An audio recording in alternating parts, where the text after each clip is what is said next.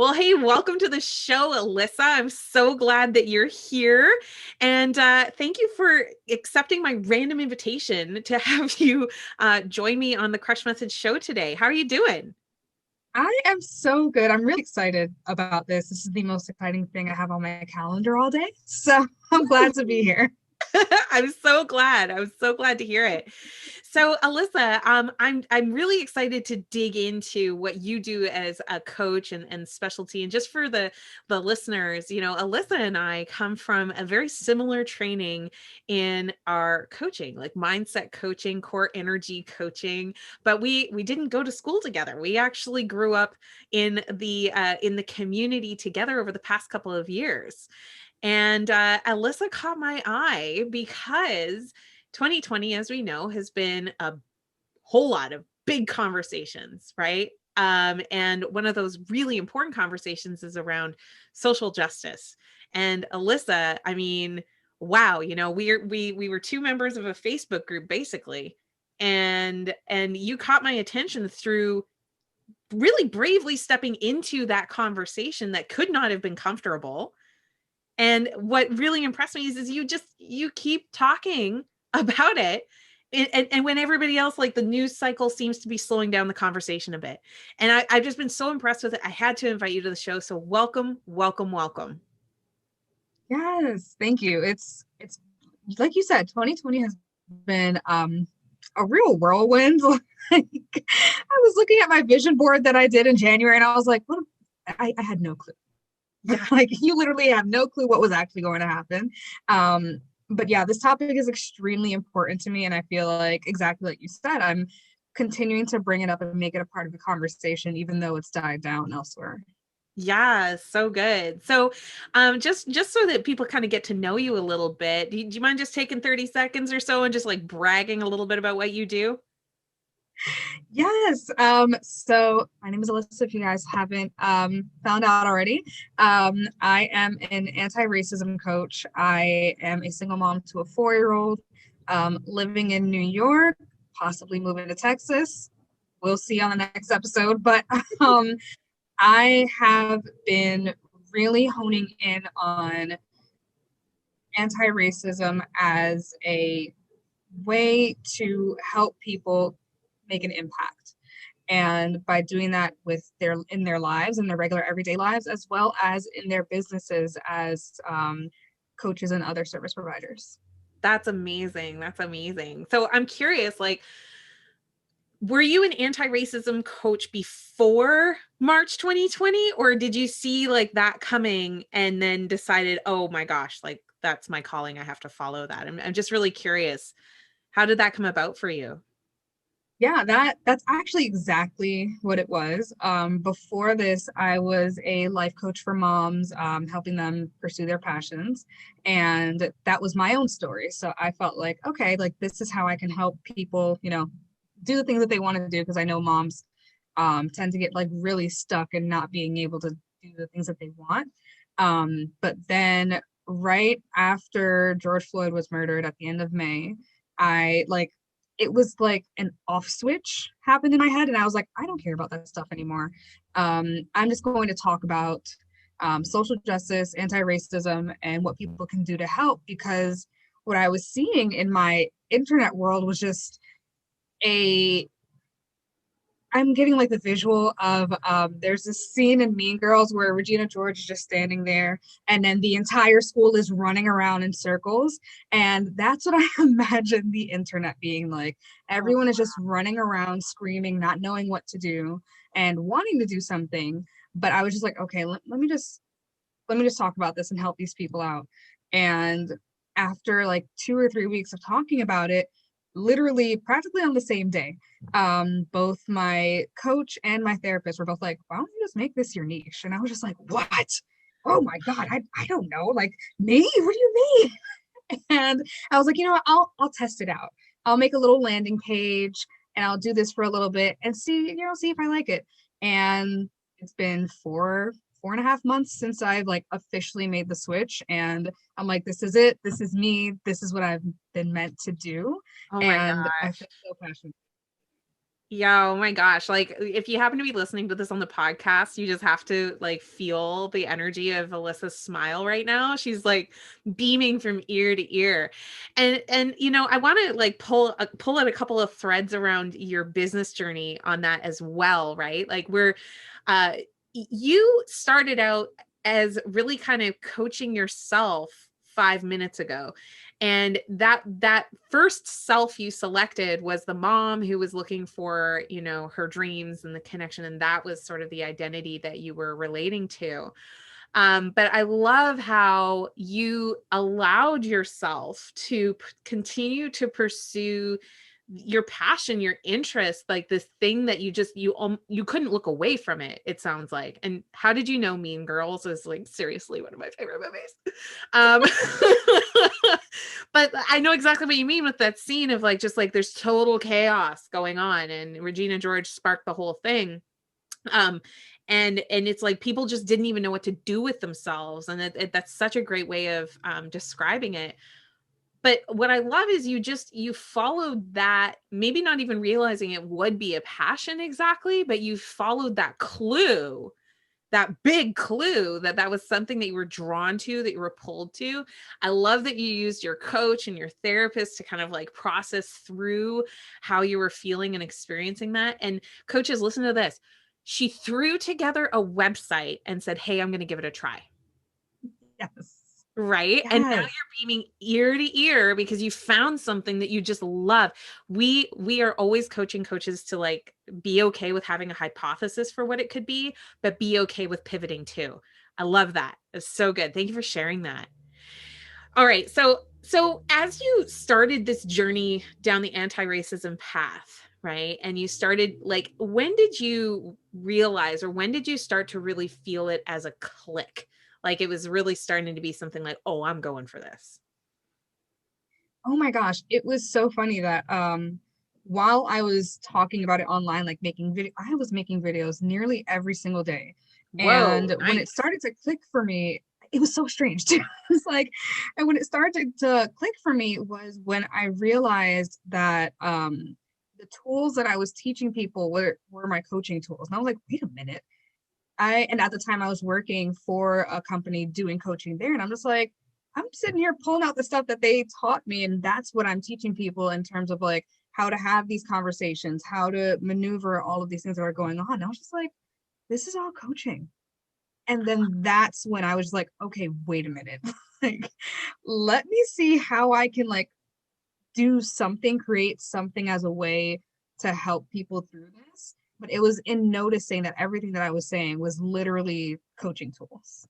Amazing, amazing. Like coaching is so powerful, isn't it? Just the experience of it, and like when you do have those tools, it is really amazing how many different situations those tools can truly apply to, whether you're helping people in social justice or in leadership or health or career or wealth, you know, fitness, you know, whatever. It's the same kind of tools. It's just that the particular we call it a problem of appropriate magnitude, like the particular thing that you're trying to address is that could be different, but the tool set is kind of the same. That's so cool. Yes. That's so Yes. And it's so interesting once you like, especially I feel like when you go through a coach training program, a lot of us, I know for me, I was just like, okay, I'll figure out how to use what I learned there, but whatever. But then when you like sit down and really like think about it, you can use that for any different type of niche. You don't have to feel like you're stuck in whatever thing you thought you were going to do. It's so like malleable, I think the word is what yeah, I'm that's a looking good for. word. That's a good word. It's a bit of a blessing and a curse, I think. Because on Hmm. one hand, it can be used for anything, but if you're speaking to everybody, it's almost like you're speaking to nobody, right? Right. And you know what I thought was very interesting about your choice of focusing on anti-racism as a topic. That's an everybody kind of a problem, but it's a specific problem, right? So Right. you know, I think sometimes niching it gets taught the wrong way, and like talking about social justice and about diversity and inclusion.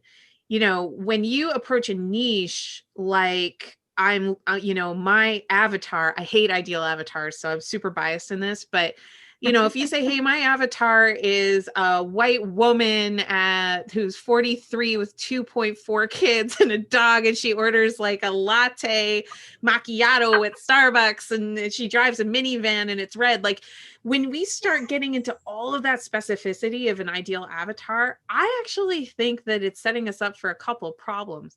And one of those problems is possibly that you're describing a unicorn. Like, you're describing somebody who maybe doesn't actually exist. Maybe she Yep. does. But I think the bigger issue is that instead of solving the actual problem for somebody, you're choosing them based on like demographics, which is one of the big reasons why diversity can be so difficult to be inclusive, is because you're envisioning something maybe different than the reality of the people that are totally available that would absolutely love whatever it is that you happen to do. Yes. Yes. And that you literally like hit the nail on the head on like what one of the things I work with my clients on, like at the very end of what we do together, that's a part of it, is like doing the diversity work. And I'm just like, when you think about your ideal avatar, you have to realize there's so many different, I use the word like flavors, but the real word I'm trying to use is like versions. There's different versions of that same person, and you have to see where they are on their journey and what it looks like for them to try to interact with your work. Because I feel like the person that you described is like the person that we all think of when we think of like our ideal client. And it's like, who looks like, who is that? Like, Who is really? that? Is it Regina George? Like, who is that? That is adult Regina George. Yes. For sure, for sure. Amazing. I love this. So Alyssa, when you're having this conversation about anti-racism, I mean, like, it's obviously a pretty charged topic. And yet you Mhm. talk about it even to this day, pretty much daily. Like, I'm seeing you on Facebook pretty much every day, sharing something that's really valuable to the conversation. And I think one of the things I really admire about how you're talking about it is that you're not shying from the topic, and you are also I can tell you're being very careful with how you're saying things to still be received in the spirit that it's intended. Yeah, yeah, it's so good. Right.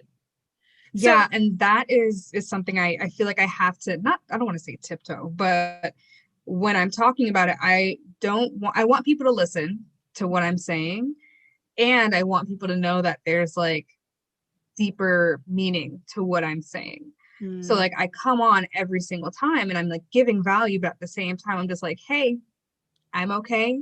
You're okay. You're not a terrible human. We can all exist here. But listen, you still need to change.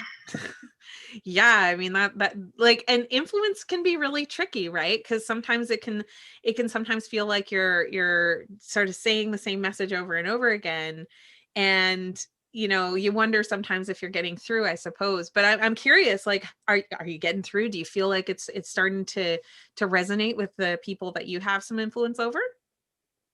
It's a very interesting thing. So I feel like in June, people were like falling over themselves, like listening to my stuff, commenting, sharing, doing all the things, right? Hmm. And as the months have gone on, it's like dissipated. Mm, And what I have noticed though is the people who do sign up for me as clients, they are more heavily invested though. Like I'll get on a call with one of my clients and they'll be like, yeah, so I heard your video the other day. And I'm just like, oh, that was never a thing. Even for the clients who like enrolled with me in June, they were just like, in it, like kind of all in, but you could sign tell me that up, they let's were go, no taking questions action. asked. Yeah, it was just like, oh, okay, sure. But now the amount of people that are like heavily engaging is less, but the people that are heavily engaging are like very much deep into it, very serious about it. Versus before, it felt like everyone was kind of like trigger happy and was just ingesting all of the things. Yeah, gosh, that's just like, you're really describing the general consumer trend and curve, right? Like, what the new thing, like, if you want to have a bit of a kick, go to Google Trends and look up the term fidget spinner. Oh And my gosh. Yes. Right. So, at the time that fidget spinners came out, it was just like, the only thing that everybody could talk about. And then there was like, I say fidget spinner, you're like, oh yeah, right. And that's just sort of the natural way that consciousness tends to happen. One of the things we teach in our programs is this concept of consciousness based selling, because we don't believe in pushy sales, we believe in conscious sales, right? Like where your client is stepping into something because they know that it's aligned and it's right for them, not because you tricked them, right? So, but with that consciousness, one of the things that we teach is that when somebody's getting into that point of having the conversation with you and they're like maybe going to hire you as a coach, their consciousness to the situation, to the problem that they've been facing, can be elevated, right? So you can really have some movement and decision making and commitment that's happening in that space because they're literally awake to what's going on. But if somebody gets Right. off the phone or they get out of that sales situation, they return to, Taco Tuesday and the commute and dealing with homeschooling and all of that kind of stuff, then what happens is, like, we describe it like their consciousness literally recedes. Like it just it goes back into Yes. hibernation and back into hiding. And I feel like there's a lot of your work, and please correct me if I'm wrong, but so I know you're a consciousness based coach, like you teach about consciousness and all of that. So can you talk to me a little bit about, like, why is it that the conversation is receding a bit, a lot, on social justice, even though it was like probably the biggest conversation I can remember in my life, that I can remember. I don't know about how you feel about it. How do you feel about it? Yeah. Yeah. Yeah. Oh my And gosh. then just like It's 6 so months later. funny. And then yeah, exactly. 6 months later, it's just like, oh yeah, that thing. Like, and like they're looking at their shelf of like the books that they binge bought and like have maybe touched one. But no, it's really funny that you actually mentioned that. Like I just wrote out an entire social media post talking about the cycle. And Ooh. it's really just this whole cycle that we all go through. And I wanted to really put that out there so people can say like, hey, I know that you feel like you're doing something, and what happens is that an event happens Mhm. and then we have a reaction to it. And for this specific example, the event was George Floyd's murder. And then we have the reaction, which is like, oh my gosh, this is terrible. What is going on? And just like anger and frustration. Right. And then what that immediately led into was shame and guilt Mhm. of feeling like, how did I not know? This is terrible. I don't know what to do. And just like that really heavy energy. And then to get out of that heavy energy, it was the action. And for that's what I was talking about in June. Like a lot of people were taking that huge action, buying all the books, hiring all the anti-racism DEI people, donating money, creating scholarships, like doing all these big, big actions, just jumping off of that shame and guilt. And then what happens after that is this feeling of like stuck, of like, okay, now what? Like I bought the book didn't fix me. I joined the book club, that didn't fix me. It fizzled after I 3 don't, meetings. yes, that one Yeah. too. Yeah. And then they're just sitting there in like this limbo situation of just like, okay, now what? And then what eventually happens is that because they are so stuck and don't know what to do next after that big action that they took, it becomes like it goes on the back burner. They're just like, okay, well, I need to do my business. I need to deal with homeschool. I need to do all this Kind of stuff. This is still important. those habitual front burner things kind of come back to the front burner. Love it. Exactly. Love it. Exactly. And so then they're just like, oh, well, this is still important to me. And like 100%, like I fully believe that it's still important to people. But since they don't know what action they need to take, they're just like, I have to figure that out later. This stuff is important. And then another event happens, and then we're going through the same thing again. Oh my gosh, man. You nailed it, right? The cycle of change, Yeah. and every transformation is like this, but when it comes to anti-racism, the cost of that is so high. And the fact it was so painful for so many, um all through the springtime of this year, and even with pandemics and all of those restrictions, people literally showing up in the streets um, because of this. And yet, just a few months later, back to the cycle we go, back to the, and that's why transformation is so difficult. It's so Yeah. difficult because then in a moment of inspiration and heightened consciousness, you make a decision to change. And the one of the hardest things when you're a coach or a course creator or even a consultant is to sustain the energy, uh, for the client to sustain their energy through the transformation process, that they are continuing to show up to sessions bright-eyed and bushy-tailed, that they are continuing to do the work which is actually Yes. required in order to achieve said transformation, whatever transformation it is that you're working on. So Alyssa, if somebody was to work with you, we work with coaches, CEOs of their coaching businesses. What can you just describe for us, like what your anti-racism work really is? Like when somebody comes to you, I'm thinking they have some level of consciousness about the role of racism and their programming and all of that kind of thing. But could you kind of paint a picture for us of like what's there before and what's the after from working with an anti-racism coach such as yourself? Yeah, the core of the program was what I had created in June. And as I've been doing this work with a lot of coaches, I have started adding in things that I realized was necessary in order to keep the work sustainable. Mm, So at the core of it is always, the anti-racism piece, really doing that deep dive within yourself and understanding the stories that we've been told our entire lives and really unlearning those things. Like I even had a conversation with a couple of clients about the meaning of the word professional and where that comes from and how that shows up for us and how we look at other people just from that word professional. And it seems so, I mean, that's a regular everyday word, but it's like it allows you to look at someone completely different.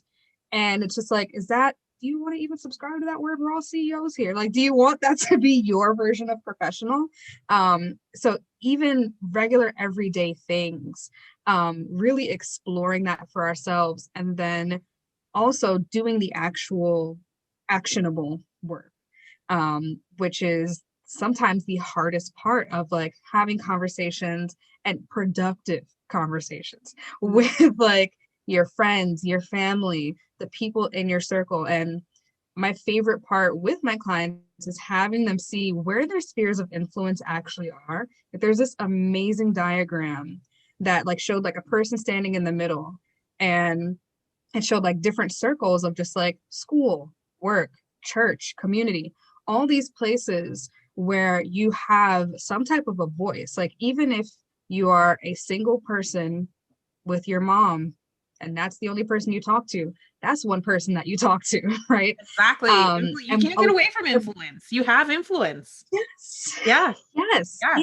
And we're all coaches. We're all trying to be the CEOs of our own business. So we have even double the influence than like quote unquote regular people. Mm, So that's like the core of the work. And then what I realized was like, we can do all that work, but then when it comes to implementing it specifically in the business, all that becomes 10 times harder because now we have people who are paying us or who want to pay us. And so with that comes up a lot of like people pleasing, a lot of scarcity mentality, all of that stuff.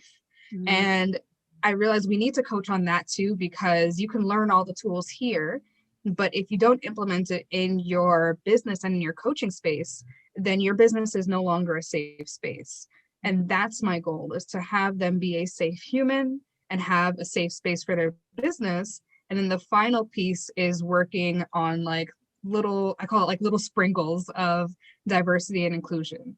And that work is really having people see you for who you are after you've made this transformation of just like, hey, I am a safe space. This is what I stand for. And being out there like that so that the right people do come to you and they know exactly that you understand them. And that's another piece too, is understanding the different versions of your ideal client, what that looks like in a diversity lens and how you can help them solve their specific problems, because people don't realize like even something as simple as I made a video about like showing up on live. Like there's a lot of people who I know have like businesses that are solely around helping people feel confident with showing up on live. And I was like, that's fine. But when it comes to Black women showing up on live, it may not even be a confidence piece. But if you're just talking about confidence and we're thinking about the fact that, like, I was talking about hair texture. And like you said, right now I have on my scarf. But if I didn't have on my scarf, it's a mess. But I have to feel comfortable myself as a Black woman to show up somewhere with a scarf on my head so that I can move my business forward, versus normally the way that society talks to us is that you have to be the pinnacle of perfection and blend in with everyone else. And your scarf is seen as a ghetto or homely, like, so it's a different type of conversation versus, oh, just be confident, show up on live. It's like, girls, it's a little bit deeper than that. So long-winded explanation as to what my process is like. Yeah, I love it. I love it because it's so multifaceted. I'm curious, like with the word professional, for example, because that definitely comes up a lot in our communities. Like, I want to be a professional. I want to show up professionally. I wonder, would you mind unpacking for us a little bit? Like, what about that term or that word could be problematic when it comes to how you're using that or how you're showing up in your business? Yes. Okay. So this one, when it came out in a session, I was like, this is going to be the example I use for until the end of time because this was because it is like, yes. it's just like, yeah, of course, I want to be professional, right? Right. And it's such a regular word. And where it came up was for all of my clients, I purchased a lecture on anti-racism, and it's by an anti-racism educator, and she is a Black woman, and she is completely 125% herself. And when my client listened to it, she was just like, oh my gosh, I hate that I'm saying this, but like I wanted my family to listen to it too. Like she's talking about like her parents, but she wanted to like send it to other people because she felt like the information was amazing, but she kept having the default thought of, I wish she sounded more professional. And that is so normal. Like normal in terms of this is what Black people have to experience. Like even like right now as I'm talking, I have like my coaching voice and I have my normal voice. Like right now, this is my coaching voice. Okay. And my normal voice is clearly kind of the same, mostly the same. But we have to have that. It's called like code switching. Like you can talk in this way with your regular people, but then once you go into a professional environment, you have to talk in this certain way. And the work that like I did with my client was we broke down like, okay, when you're picturing professional, what does that look like to you? And she was saying that it was either when we looked at a man, it was like a white male CEO of some type of like corporate company with like a suit. And then if it was a woman, like it was like a British headmistress. And she was like, I don't want to be either of those things. And I was like, exactly. I love that. I don't think any of us do. But when we think about professional and we have this specific image of a person, when someone else comes in, no matter how much information that they have, no matter how much knowledge that they have, if they don't fit that image, then that alone brings them down some notches. And when it comes to culture, that alone, just someone walking in their natural culture, that can be seen as unprofessional, and that alone makes it difficult for them to get ahead. So if we were to change the way that we think of professional and what that actually means, then that can create more opportunities for other people. Like when I worked at the restaurant, I could never walk in with my scarf. Like I literally could not. I would have to either flat iron my hair in the morning, and that's me waking up early and damaging my hair, or I can't even give you another option. Like that's why you see so many women who would like rather wear if I had the money, I would get like a $500 wig, and those wigs are expensive, but it's for the same purpose of I don't have the time and energy to present myself as this person, as this version of myself every single day.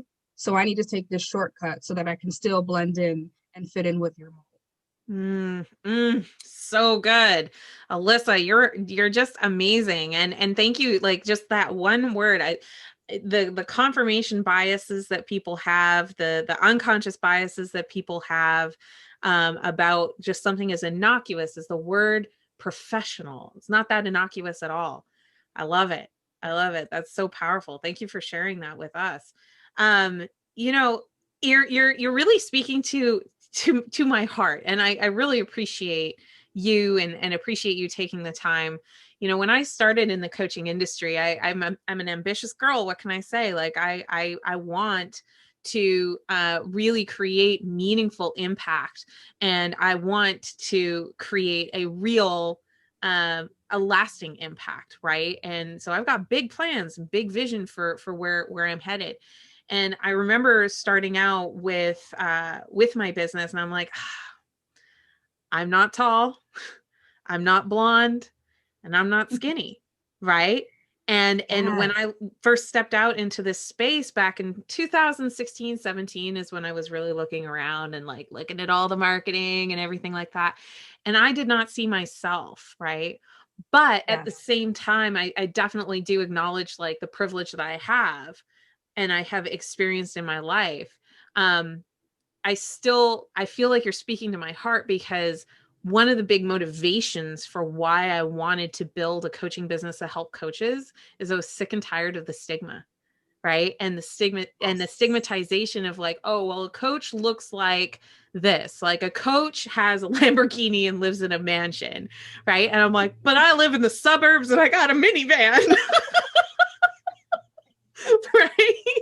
Or a coach is like completely naturopathic and like this is what a coach looks like. And you know, from what you're describing of like the professionalism, you know, I realized that my experience and that was like a microcosm of what you're really talking about in a bigger scheme. Um, but it's no wonder there's so much alignment to what you're talking about, what we're talking about. Like, because the thing is people just want to be people, you know, they want to be fully expressed Yeah, 125%, just like you described the lecturer, right? And it's just so you can do this thing, you know, you can build a business, you can create based on your passion, you can pursue and you can do these things. And I love like what you're doing is causing a real ripple effect, because you're not just making it possible for yourself and for your individual clients, but you're helping them open doors for people too, you know, and just yes. open And doors I that feel shouldn't have like, been shut in the first damn place. But you know, let's fix it,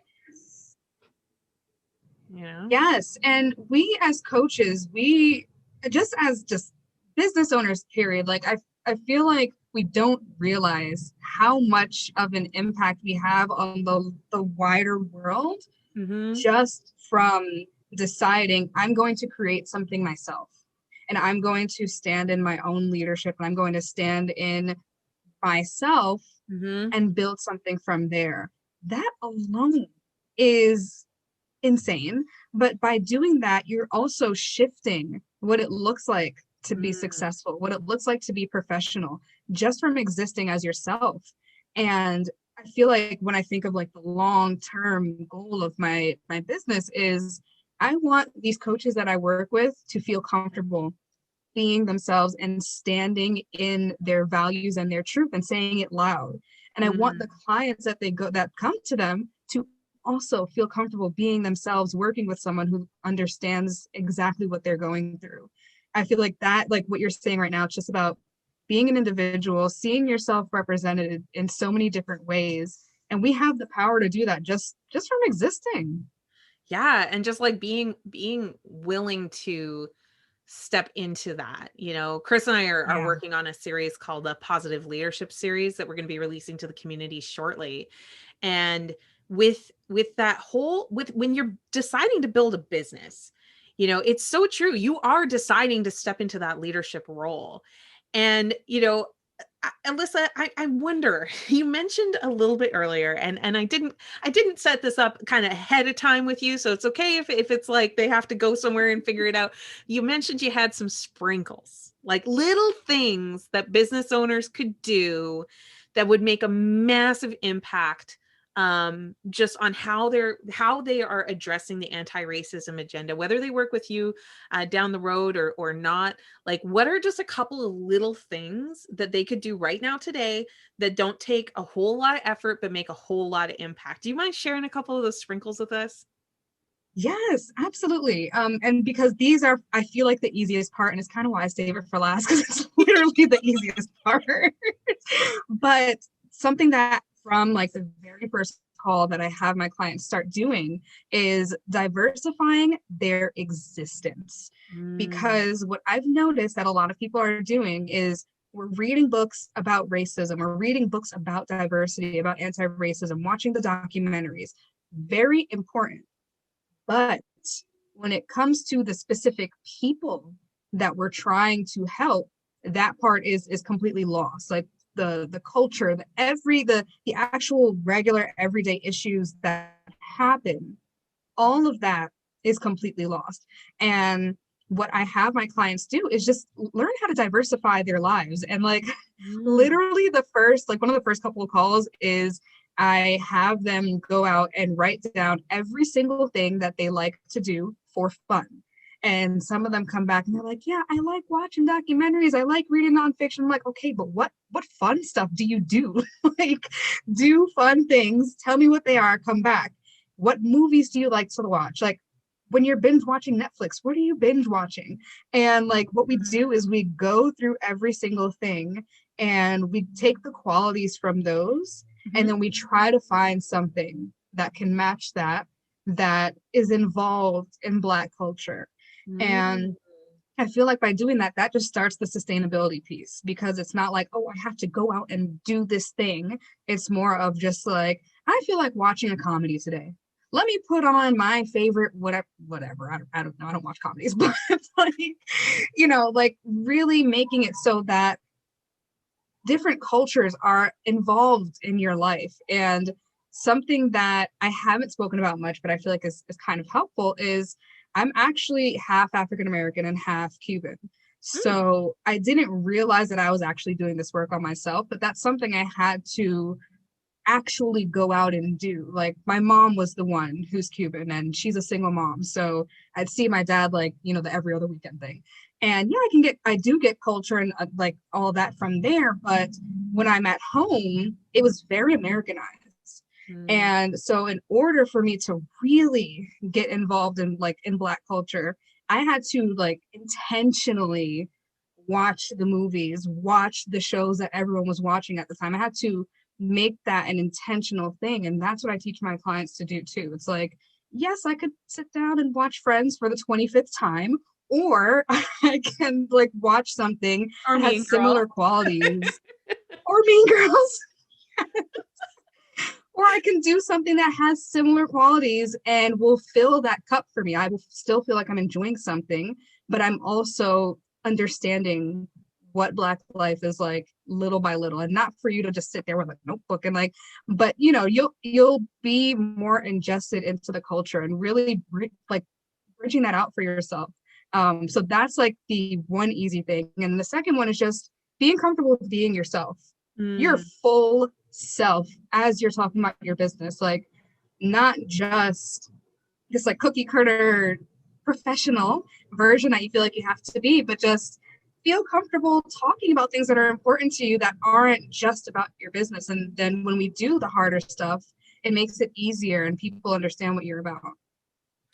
That makes so much sense. That makes so much sense. And with our business as well, like I think there's so many decisions you make along the way.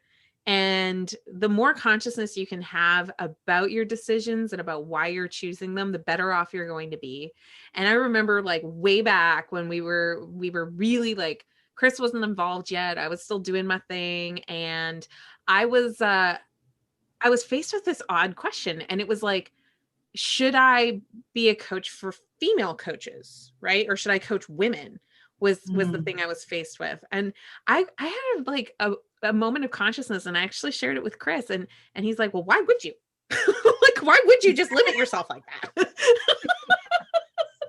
And I was so grateful that he has that, like, that perspective. But it's like those little micro decisions that you're making all the way along the way that kind of stack and add up to the net Yes. result of what is the community, what is the culture that you're going to be creating, and how safe is that culture for people. I don't know if you've read this book yet, Alyssa. It's called The Culture Code by Daniel Coyle. Have you read this one? No, that's going on my list now. Okay. Okay. Well, like, we're talking about safety and like creating something where people can be fully expressed and kind of be exactly who they are. And I just happened to have read this book recently. And when it comes to, it's called The Secrets of Highly Successful Groups. So the thing is that when you are a coach, I did not fully appreciate this when I started, and I definitely did not fully appreciate it until, especially in 2020. But you really are, if you're building a business around your coaching skill, you are choosing to have influence on a community of people. And whether that community is on your email list or in a Facebook group, or they happen to be a friend follower on a profile, like, if you are online talking about what you do as a coach and how you help people, guess what? You're building a community, and you really are Right. stepping into that leadership role. So I've been obsessed about unlocking the secrets of community, and I think 2020 has been just so galvanizing on that as a concept for us. Of course, we want the success of the individual client. The success of the individuals is going to be a reflection of the community at large. But so much of what they talk about in the Culture Code, I think, really speaks to your work, which is when members of the community feel safe, the community is able to contribute and bring synergy. The second that people feel threatened and they cannot be vulnerable, whether it's wearing a headscarf, or whether it's, the color of your skin, or the accent you have, or your sexual orientation, or, gender identity, or any one of those things, like, the second that you feel threatened because you're not part of the norm, you tend to withdraw, right, as a Yes. member of that community. And that sends danger signals, literally danger signals, to all the other people in the community, which causes them to amplify, because guess what they do, right? And they're scared, and so, like, everybody's freaked Ah, out. So when you talk about that Regina George moment that society felt, you know in the yes. spring of 2020, a lot of it really has to do with what's described in the book. So I'm glad you're gonna read it. But you guys that are listening, like, if you've been listening and following along to what Alyssa's been saying about anti-racism behavior, and really embracing full culture, right? Not just the culture that you're experiencing every single day. I feel like blessed and biased and all of those kinds of things too, by being a Canadian who moved to the United States. Right? Like, holy cow, I would never have predicted when I was 16 years old. I remember saying, I'm like, I would never move to the United States. And I would never live in Texas. And here I am. But So funny. it's so funny, right? So, like, I have had some experience with, like, cultural bias, and, like, having to unlock that and shine a light and be open to the receipt of, like, different ideas and different ideology and different, like, all these kinds of things. But a lot of us don't, right? A lot of us, like, stay with the same crowd, the same family, the same neighborhood, the same. And that's what leads to a lot of that lack of safety, is that it's not safe to penetrate those communities. Yeah. Right. And then it doesn't allow anyone to grow. And when we think about our clients' growth, like, of course, we can do all that we can, but if your client doesn't feel like they don't feel safe, or they don't feel like you'd even understand them, like the conversation I was talking about with the headscarf, like, all she'll tell you is, I'm not confident showing up on live as often as I'd like to. And then you'd coach her in the way that you think would be helpful at that situation. But actually, deep down inside is rooted all of these other things that she doesn't feel like she can even tell you because Mm, she doesn't want to spend 40 minutes of the coaching session explaining to you what that even is. So it's just like, let me just take whatever it is that she says now. I'll test it out. Most likely won't work because it doesn't address the actual issue. mhm. And I feel like that's what we need to realize, that we're creating this safe space for people to tell you all of these things so you can more powerfully help Mm. them, and so that you can more powerfully just be grow as a coach and just amazing. Like that's fun. I love that. I love that. I love that. There's so much in that, like the patience that it's going to take as you're as you're building the relationship, just like recognizing that there's deeper layers that maybe you don't understand. And I think it can be really dangerous as well to assume you understand.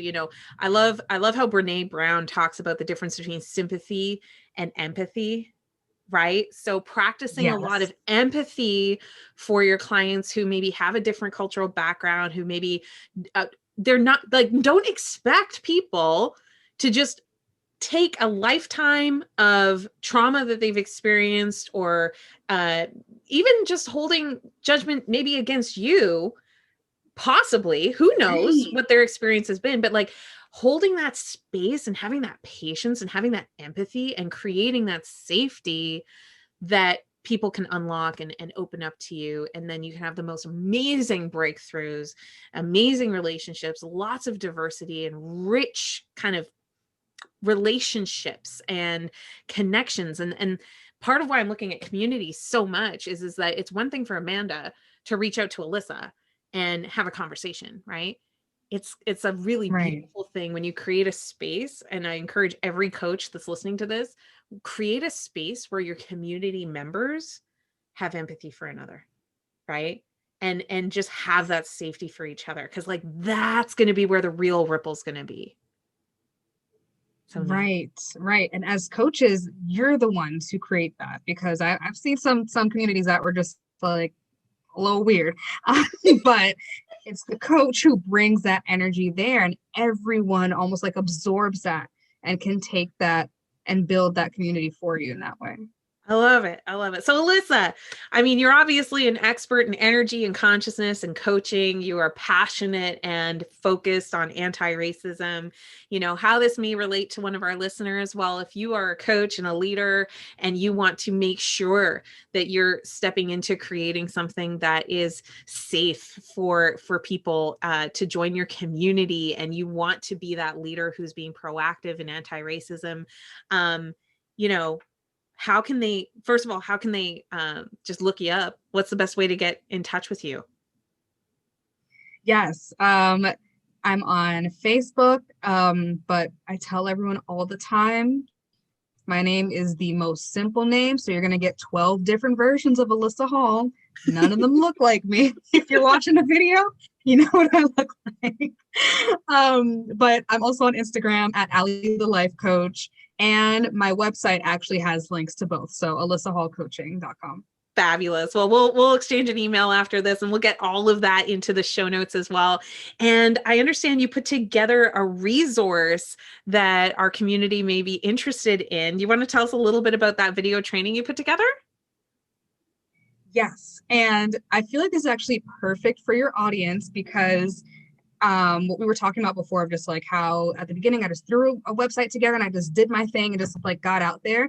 This is another example of that. So one of the videos that I had created back in June, it was a Facebook Live, but I think there were only like two people talking there. So it was really just me.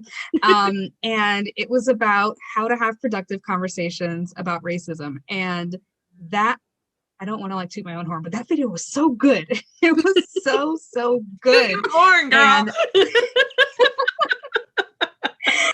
like, I don't want to redo this video. I look cute that day. It came out perfect. And then I was gonna like create a workbook instead of doing the video. And I was like, no, they're going to get the information better. So that is what I have for you guys. I have created a video training based off of that video, and it's so good. You're gonna get so much information, and it's like 15 minutes long. It's not even that bad. So That's what Amazing. I have for you Thank guys. you for doing that for us. That is so amazing. So coaches, definitely go check that out. So Alyssa, you can find her at alyssahallcoaching.com. And if you're a coach who's ready to really commit to anti-racism in the long term, not just because it's part of the news cycle, but because you know how important diversity and inclusion really is, I encourage you at least follow Alyssa. Go, check out her training video. Take the 15 minutes for it. We'll make sure you have the links in the show notes so that you can follow her. Watch one of her lives. She does it so often. Now you're really on the hook. You're gonna have to keep doing it. Yes. Thank you so much for joining me today, Alyssa. I really appreciate you. Yes, I loved doing this and I love the work that you do. So of course I was just an immediate yes, whatever it is, I'm here. Amazing. Well, we'll see you in the community. See you soon. Hey, Amanda here. Be sure to tune in for our next Crush Method show by following us on www.amandakaufman.net/blog, or you can look up the Crush Method at the YouTubes, at the Facebooks, at the Instagram, and even on Twitter. We'll see you next time.